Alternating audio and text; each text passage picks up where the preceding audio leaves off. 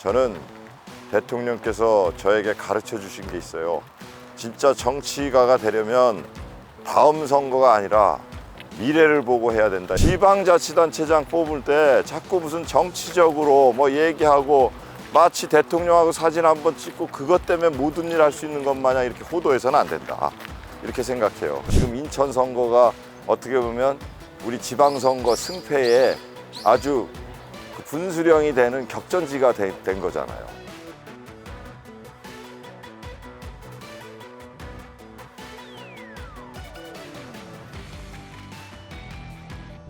사실 오늘이 대통령 서거하신 지 이제 13주년 이제 추도식이 있는데, 제가 선거운동 기간이라 참 아쉽게도 대통령 뵈러 가지를 못했어요. 그래서 좀 마음이 좀 굉장히 안 좋습니다. 그래도 대통령님 생각할 수 있는 이 우리 벚꽃길 와서 한번 걸으면서 정치적 스승께서 저에게 알려주셨던 내용들 잘 되새기면서 이제 선거에 임하고 진짜 시민들을 아끼는 마음 다시 한번 이렇게 가다듬으려고 왔습니다. 네. 저는 사실은 수도권 쓰레기 매립지 문제를 정리할 때도 다음 선거에 정말 불리한 이슈다. 그러니까 하지 마라. 어딘가에는 또 매립지를 조성해야 되고 그 다음에 이제 소각장을 지어야 되고 이제 이런데 하지 않았으면 좋겠다. 이게 대다수 참모들의 바람이었어요. 그러나 저는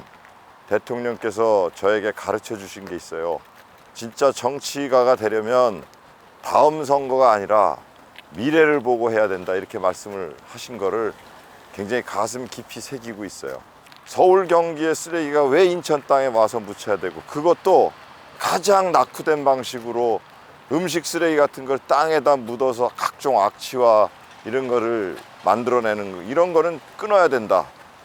그러기 위해서 그런 일을 하는데 선거의 유불리가 뭐가 필요하겠냐, 이런 생각하에서 저는 과감히 그 일을 추진을 했고 의미 있는 성과도 많이 얻어냈습니다. 제가 대통령님 말씀대로 그 미래를 내다보고 일한 그 결과라고 저는 생각합니다.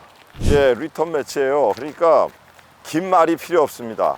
둘 다 이제 4년간 일을 했기 때문에 그거를 잘 비교를 하시면 돼요. 누가 정말 성과를 많이 냈냐. 그러니까 대표적 예로 제가 드리고 싶은 말씀은 공약 이행이 이게 시장한테는 굉장히 중요한 덕목입니다. 매니페스토 실천본부가 거기에 대해서 아주 엄정하게 평가를 하거든요. 저는 2년 연속 최고 등급의 SA 등급을 받았어요. 상대 후보는 꼴찌에서 두 번째인 C 등급을 받았어요. 비교가 쉽게 되지 않습니까? 그게 뭐 매니페스토 실천본부가 뭐 온정적으로 할 리는 없는 거 아니겠어요? 네, 그러니까 그런 걸 좀 비교해 주시면 좋고, 그 다음에 누가 진짜 일자리 많이 만들었냐, 그 일자리를 만드는 방법이라는 것은 아주 좋은 기업들 많이 유치해 오는 것도 굉장히 그 중요한 방법 중에 하나거든요. 거기에서도 저는 자신이 있습니다. 그러면 과거에 한 일을 보면 미래에 할 일을 알 수 있지 않겠습니까? 그러니까 그렇게 판단하셔야지, 지방자치단체장 뽑을 때 자꾸 무슨 정치적으로 뭐 얘기하고 마치 대통령하고 사진 한번 찍고 그것 때문에 모든 일 할 수 있는 것 마냥 이렇게 호도해서는 안 된다. 이렇게 생각해요. 그러니까 그렇게 과거에 어떻게 일을 해서 성과를 냈느냐, 이거를 비교하신다면 미래에 할 일을 아마 판단하실 수 있을 거라고 생각합니다. 대통령께서 정말 저를 많이 중용해 주셨어요. 중용해 주셨고, 사실 저는 그 직업 공무원이어서 정치할 생각이 전혀 없었어요. 탄핵 직무정지 기간 중이셨는데 당시에는 이제 부속실장이 없었어요. 그래서 부속실장 역할까지 하는 국정상황실장이 되었습니다. 그래서 경내를 같이 산책하자고 하시면서 저에게 정치를 권유하셨어요. 보시기에 굉장히 소신 있고 깨끗하고 참신하고 부정부패 이런 거 할 소지가 없는 좋은 자원인 것 같다.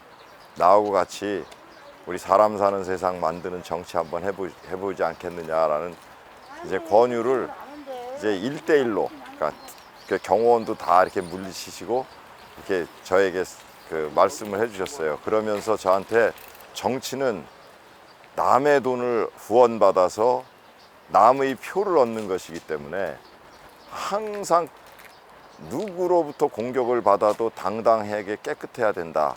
평상시에 사람들을 진솔하게 대하고 그것에 마음을 얻어야 표를 얻을 수 있다.